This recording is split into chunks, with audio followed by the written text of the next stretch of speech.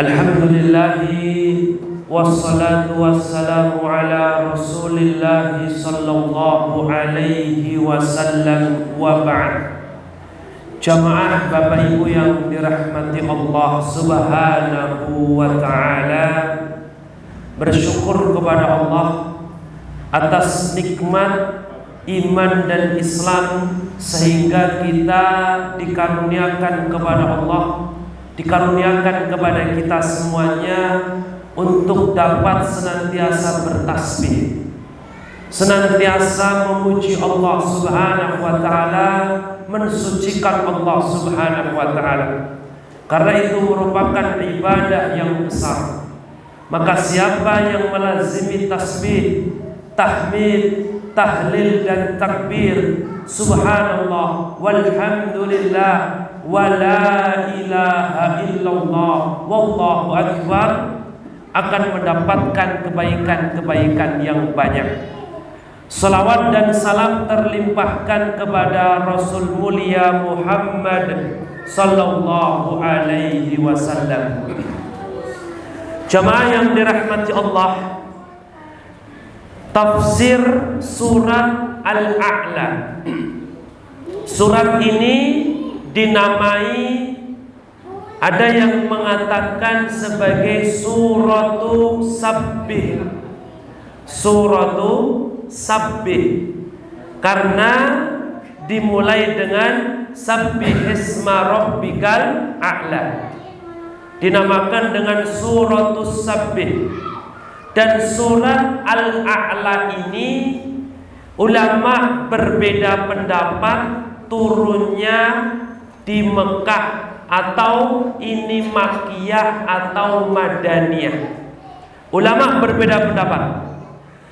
Yang mengatakan ini Makkiyah karena surat ini menceritakan tentang keesaan Allah Subhanahu wa ta'ala, penciptaan manusia, kemudian bagaimana Rasulullah SAW menerima wahyu dengan dalil-dalil yang dirojihkan, dikuatkan oleh Ibnu Katsir rahimahullah ta'ala.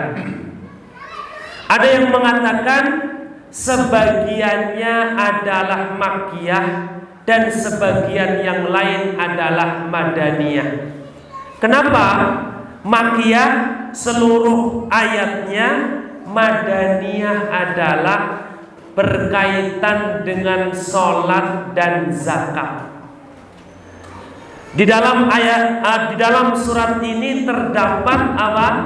Perintah untuk zakat, mensucikan dan sholat.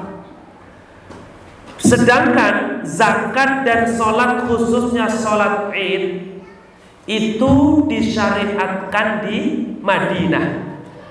Tetapi jamaah yang dirahmati Allah, kalau kita melihat sejarah, hakikatnya sholat itu sudah disyariatkan sebelum Rasul hijrah. 2 tahun sebelum hijrah, sholat sudah disyariatkan. Sholat 5 waktu maksudnya, yaitu ketika Isra dan Mi'raj. Di tahun ke-10 Rasulullah SAW menjadi Rasul. Kemudian 2 tahun atau 3 tahun setelahnya diperintahkan untuk hijrah ke Madinah. Yang kedua, zakat. Zakat ini diturunkan atau syariatnya diberlakukan di Madinah atau di Mekah. Itu yang menjadi perselisihan para ulama. Ada yang mengatakan ini di Madinah, tetapi kalau kita telusuri ayat-ayat yang itu Makkiyah, turun sebelum hijrahnya Nabi, banyak yang mengandung tentang perintah zakat. Oleh karenanya ada ulama yang kemudian mengatakan bahwa zakat itu sudah diperintahkan sebelum Nabi hijrah, walaupun penyempurnaannya itu ada di Madinah. Tapi ini dibantah oleh pengarang kitab Al-Mal fil Quran Al-Karim. Beliau mengatakan zakat itu sudah sempurna syariatnya di Mekah. Kata beliau, tetapi wallahu a'lam bishawab, banyak ulama yang mengatakan bahwa zakat sudah disyariatkan sebelum hijrah, namun penyempurnaannya ketika Nabi Shallallahu Alaihi Wasallam atau setelah Nabi Shallallahu Alaihi Wasallam hijrah ke Madinah. Jadi surat Al-A'la ini adalah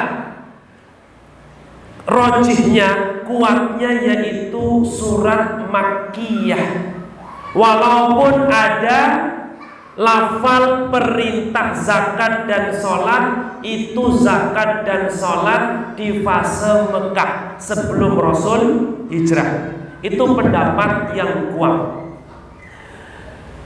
Wadalilu ala dzalik, dalil yang menunjukkan akan hal itu dari Al-Barra bin Azib. Beliau menceritakan, awwalu man qadima alaina min ashabin nabi, yang pertama kali sampai di antara kami dari sahabat-sahabat Nabi hijrah ke Madinah yaitu Mus'ab bin Umair yang pertama kali sampai, wabnu Ummi Maktum dan Abdullah bin Ummi Maktum. Waja'ala yukri'aninal Qur'an, keduanya itu membacakan Al-Quran. Summa ja'a Ammar wa Bilal wa Sa'dun. Setelah itu, setelah Mus'ab ibnu Ummi Maktum, disusul oleh siapa? Ammar, Bilal dan Sa'ad. Dan disusul pula summa ja'a Umar bin Khattab fi isrin. Umar bin Khattab kemudian datang ke Madinah bersama rombongan yang jumlahnya 20 orang. Ini datang ke Madinah untuk hijrah. Summa ja'an Nabi, setelah itu Nabi sampai ke Madinah.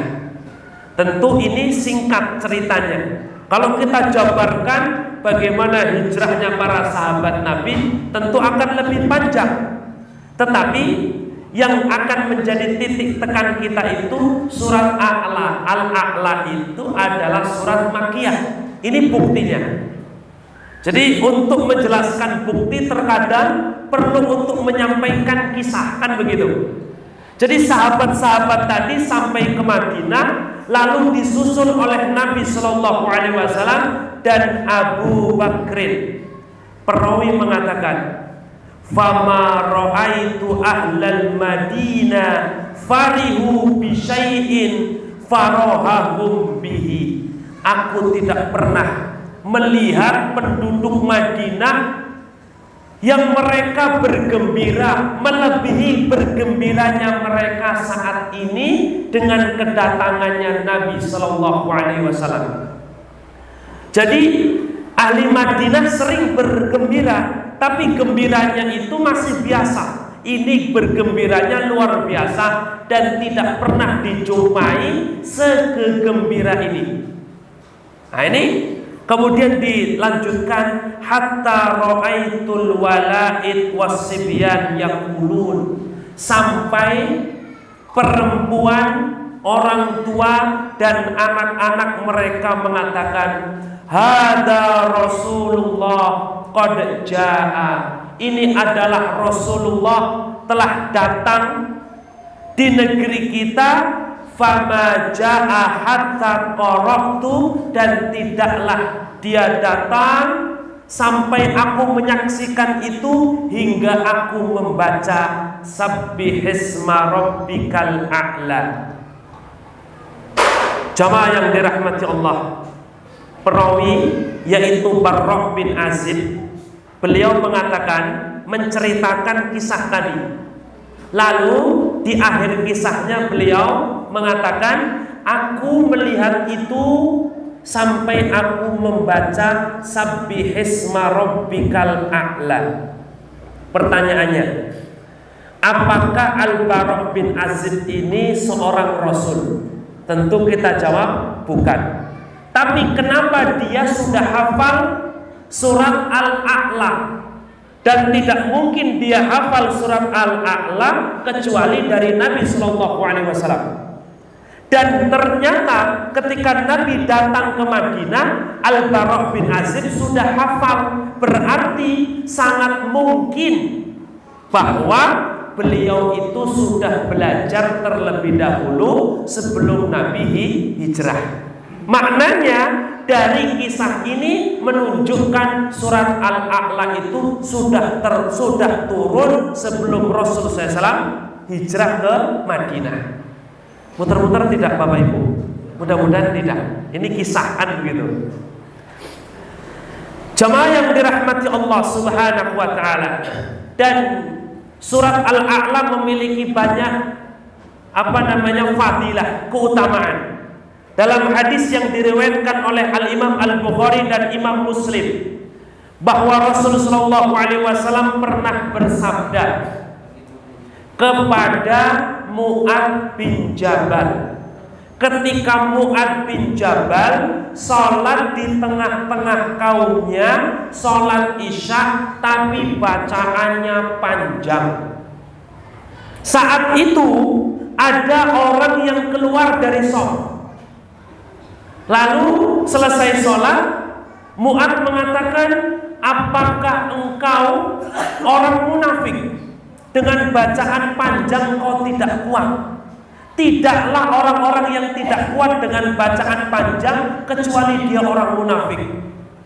Dia menangis Bapak Ibu, dituduh jadi orang munafik. Lapor ke Nabi. Nabi panggil Mu'adz. Aturidu an takuna fattanan? Apakah kamu mau jadi sumber fitnah? Apa kata Rasul?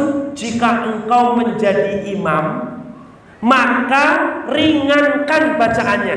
Rasul mengatakan, halla shallaita bisabbihisma rabbikal a'la. Kenapa kamu tidak baca sabbihisma rabbikal a'la? Wasyamsi wadduhaha wal laili idza yaghsha. Kenapa enggak baca itu saja? Ini anjuran Nabi kepada Mu'adz bin Jabal yang bacaannya panjang. Mungkin beliau sholat bacanya Al-Baqarah, mentang-mentang Isya itu kan selesainya lama. Waktu terakhir sholat Isya itu subuh. Jadi kalau orang sholat Isya dari awal waktu Isya sampai jam 12 malam, kalau pertanyaannya sah atau tidak, sah. 4 rakaat dari jam 7:30 sampai jam 12. 7:30, 8:30, 9:30, 10:30, 10:30, 11:30, 11:30, 4 jam setengah. Sah, tetapi ini tidak hikmah. Rasul menyarankan bacalah sabbihisma rabbikal a'la atau wasyamsi wadduhaha atau wal laili idza yaghsha dan seterusnya. Jemaah yang dirahmati Allah Subhanahu wa taala, maknanya kenapa ini dipilih oleh Nabi? Ini merupakan surat yang pendek, tidak terlalu panjang, tidak terlalu pendek maksudnya, tetapi isinya memiliki nasihat-nasihat yang luar biasa. Tanpa panjang-panjang, seorang yang benar-benar mentadaburinya, dia akan mendapatkan faidah. Itu maksudnya. Jadi surat Al-A'la ini surat yang luar biasa. Cukup dengan Al-A'la. Kalau Anda menginginkan, seakan-akan begitu, orang bisa mendapatkan nasihat dengan bacaan Anda.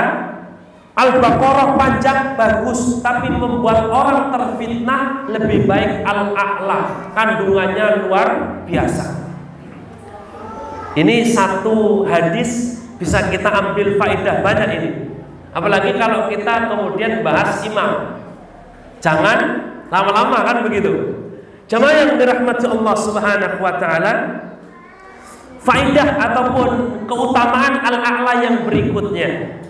Rawal Imam Ahmad, diriwayatkan oleh Imam Ahmad An-Nu'man ibn Bashir, dari An-Nu'man bin Bashir, anna Rasulullah sallallahu alaihi wasallam qara'a fil idaini bisabbihisma rabbikal a'la wa hal ataka hadisul ghasyiyah. Bahwa Nabi sallallahu alaihi wasallam jika sholat Idul Fitri atau Idul Adha, beliau membaca Sabbihisma Rabbikal A'la dengan hal ataka hadisul ghasyiyah. Al-A'la dengan al-ghasyiyah. Wa in wafaqa yaumal jumu'ati qara'ahuma jami'a. Jika itu hari idnya bersamaan dengan hari Jumat, maknanya Idul Fitri atau Idul Adha jatuh di hari Jumat, Rasul pun tetap membaca keduanya. Jadi tidak begini, tadi pagi sudah al-a'la sama al-ghasyiyah, nanti Jumatan ganti. Tidak, Rasul membaca walaupun itu dalam satu hari, paginya sholat id, siangnya sholat Jumat, tetap beliau membaca dua surat ini. Maknanya dalam kondisi manusia itu berkumpul, namanya sholat id, itu manusia lebih banyak daripada sholat 5 waktu. Kemudian sholat Jumat, waktu di mana orang berkumpul, dianjurkan membaca al-a'la dengan al-ghasyiyah. Karena apa? Al-a'la khususnya tadi mengandung makna yang dalam. Orang bisa mengambil mau'idhah, bisa mengambil faidah, bisa mendapatkan nasihat dengan merenunginya. Ini tentu yang paham artinya. Maka penting bagi kita Bapak Ibu yang dirahmati Allah, khususnya surat Al-A'la, kita hafal suratnya dan faham artinya, supaya ketika di hari Jumat imam membaca itu, kita bisa mentadaburi dengan sesungguhnya. Bagus menangis karena bacaan itu sudah mending. Ada bacaannya karena merdu luar biasa. Ini orang-orang yang Allah karuniakan kepadanya suara yang indah, luar biasa. Dengan suara itu dia menangis. Ketika ditanya kenapa menangis, suaranya merdu, nggak masalah. Tapi tingkatkan lagi, khawatir yang dia tangisi adalah ayat-ayat surga. Nah, itu yang dikhawatirkan. Nangis ternyata ayat surga, bukan ayat neraka. Padahal ketika ayat surga kita diminta untuk apa? Memohon kepada Allah Subhanahu wa taala, bukan menangis. Jamaah yang dirahmati Allah Subhanahu wa taala, tapi sudah bagus dengan kita khusyuk mentadabburinya. Jamaah yang dirahmati Allah, salah nangis Pak, salah nangis. Tapi insya Allah salahnya nangis dalam sholat tidak mengapa selagi tidak keluar suara. Kalau keluar suara terdiri dari 2 huruf, sholatnya batal. Contoh, dengan sengaja dia mampu untuk mengendalikan, tapi dia keluarkan dua huruf, batal sholatnya. Karena dia berbicara yang bukan dalam bacaan sholat. Apalagi kalau dia mengeluarkan 2 huruf yang itu memiliki makna. Contohnya apa Pak? Aduh gitu, aduh, contoh itu. Atau gimana Pak? Itu kan nggak ada maknanya Pak. Dan yang lainnya. Jemaah yang dirahmati Allah, hadis yang lain keutamaan surat Al-A'la yang diriwayatkan oleh Imam Muslim fi sahihihi, dalam sahihnya, wa Abu Dawud wa Tirmidzi wa Nasa'i wa rawahu Ibnu Majah, diriwayatkan oleh beliau-beliau, wa lafdhu Muslimin wa ahli sunan. Lafal ini miliknya Imam Muslim dan ahli sunan. kana yaqra'u fil idaini wa yaumal jumu'ati bisabbih isma rabbikal a'la wa hal ataka hadisul ghasyiyah. Sesuai dengan apa yang tadi kita jabarkan. Dan faidah yang terakhir dari kitab ini adalah Rasulullah SAW membacanya pada salat witir. Dari Aisyah radhiyallahu taala anha, beliau mengatakan kana yaqra'u fil witri. Nabi sering membaca dalam salat witir bisabbihisma rabbikal a'la, dengan sabbihisma rabbikal a'la wa qul ya ayyuhal kafirun wa qul huwallahu ahad. Wa zadat Aisyatu wal muawwidataini, ditambahkan dengan muawwidataini, qul a'udzu birabbil falaq, qul a'udzu birabbin nas. Jemaah yang dirahmati Allah Subhanahu wa taala, dibaca dalam salat witir. Witir merupakan penutup salat malam di malam hari, salat sunnah di malam hari. Ini juga merupakan surat yang tidak sembarangan, memiliki apa? Posisi yang besar, karena tadi maknanya dalam. Itu keutamaan dari surat Al-A'la. Kita masuk kepada suratnya. Bismillahirrahmanirrahim, dengan menyebut nama Allah yang Maha Pengasih lagi Maha Penyayang. Sabbihisma rabbikal a'la. Sabbih fi'lu amrin, fi'il amr, yaitu apa? Sucikanlah isma rabbika, nama Rabbmu, al-a'la, yang maha tinggi. Jamaah yang dirahmati Allah, ini pangkal apa tema kita tadi, Pak? Pangkal keberuntungan, yaitu bertasbih. Sabbihisma rabbikal a'la, sucikanlah nama Rabbmu yang maha tinggi. Mensucikan nama Allah Subhanahu wa taala satu, tidak mentiadakan nama yang telah Allah tetapkan.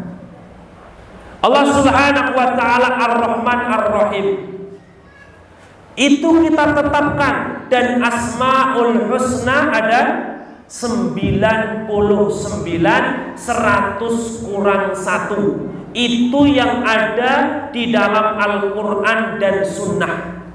Gampang, tinggal kita buka Al-Quran, covernya terdapat Asmaul Husna 99. Tidak kita kurangi, semuanya adalah nama Allah.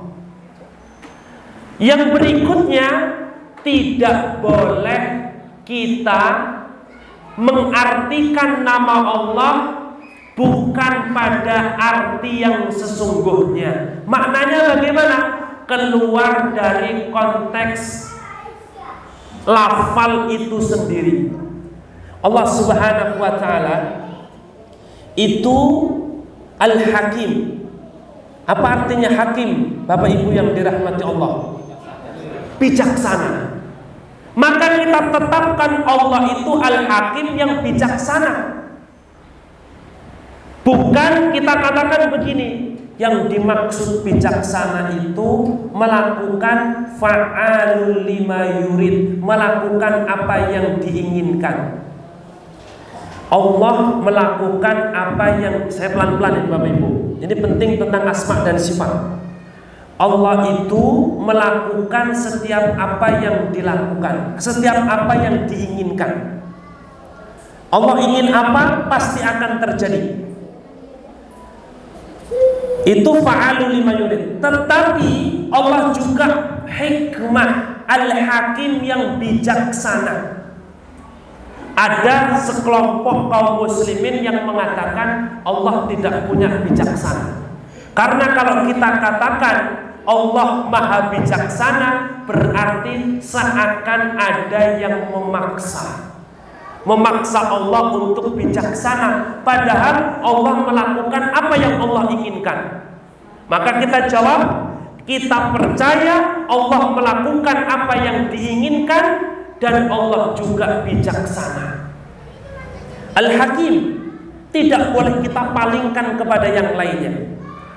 Yang berikutnya, tidak boleh kita samakan nama Allah dengan sifat Allah dan nama Allah dengan sifat dan namanya makhluk. Tidak boleh kita samakan.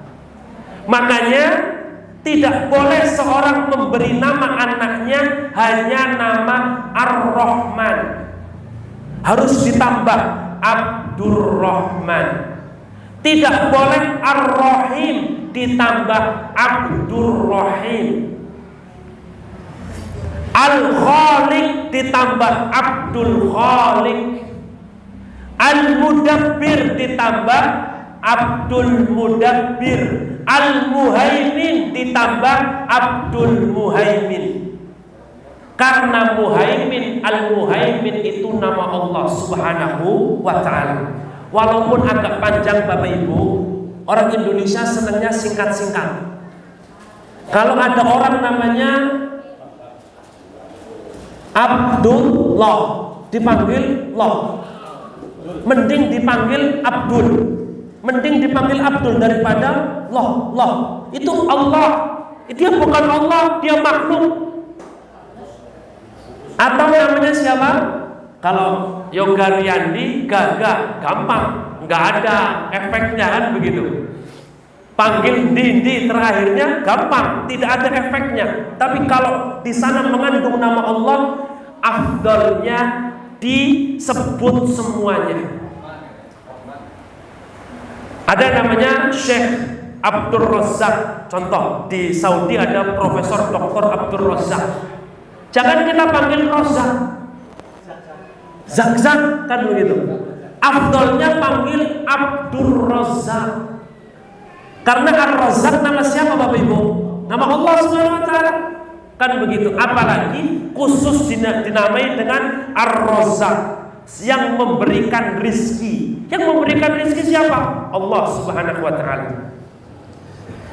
Berikutnya, mensucikan Allah Subhanahu wa ta'ala. Tidak boleh kita tadi menyamakan makhluk Allah Subhanahu wa ta'ala dengan makhluknya tadi. Sudah kita bahas. Sabbihisma rabbika al-a'la, yang maha tinggi. Tinggi namanya, tinggi zatnya, tinggi sifatnya, tinggi kemampuannya. Itu Allah. Allah di mana Bapak Ibu? Di atas aras. Di atas aras. Allah di atas arsy. Loh, kita kok bisa mengatakan begitu? Al-Quran Ar-Rahman 'alal arsy istawa. Terus kalau di atas berarti kayak makhluk, ada arahnya.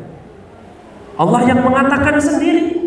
Terserah Allah Subhanahu wa ta'ala. Tapi Allah turun tidak Bapak Ibu? Sepertiga malam terakhir Allah turun tak? Turun.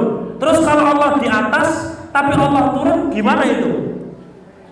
Bertentangan. Bukan yang bertentangan sifat Allah, akal kita yang bertentangan. Kita ini makhluk gak bisa mengukur kekuasaan Allah. Sering kita sampaikan, akal kita seperti ibaratnya timbangan emas. Gak bisa timbangan emas untuk timbang gabah 1 karung. Pasti akan hancur, rusak timbangan emas itu. Akal kita kapasitasnya kecil. Kalau kita akan mengukur keagungan Allah, sungguh yang dikhawatirkan akan apa? Menafikan seluruh sifat-sifat Allah Subhanahu wa ta'ala. Error. Sabbihisma rabbikal a'la. Jamaah yang dirahmati Allah Subhanahu wa ta'ala, Rasul Qatadah mengatakan, Sabbihisma rabbikal a'la, dzukira lana anna an-nabiyya sallallahu alaihi wasallam kana idza qara'aha qala, bahwa Nabi jika membacanya beliau mengucapkan Subhana rabbiyal a'la. Ini dibaca saat kapan Bapak Ibu? Sujud. Sujud itu kondisi seorang berada paling bawah, meletakkan kepalanya di tanah. Tapi saat itu posisi paling dekat dengan Allah Subhanahu wa ta'ala. Maknanya apa? Saat berada di paling bawah, dia harus benar-benar mengagungkan Allah, meninggikan Allah Subhanahu wa ta'ala. Subhana rabbiyal a'la. Ketika ruku, dia mengagungkan Allah. Subhana rabbiyal azim. Ruku, maka kita tidak boleh ruku dan sujud kepada makhluk. Dalam kitab Safinatun Najah, bab fikih mazhab Syafi'i, kalau ada orang sujud, ini salah satu syarat sujud adalah tidak boleh sujud kepada makhluk. Dia sholat kiblat di mana? Sini Pak. Sana atau sana? Misalnya kiblat di sana, itu ada saternya bendera. Contoh, dia ketika sholat sujud menghadap ke sutro, tidak masalah. Tapi kalau dia sujud niatnya sujud ke bendera, sujud ke bendera, sujud ke tiang. Nanti kalau bendera kontroversi saya ini, tiang aja lah. Sujud ke tiang, sujud, maka hukum sujudnya tidak sah. Ke tiang ini, menganggap tiang ini adalah tiang yang sangat sakral. Kita harus kemudian apa?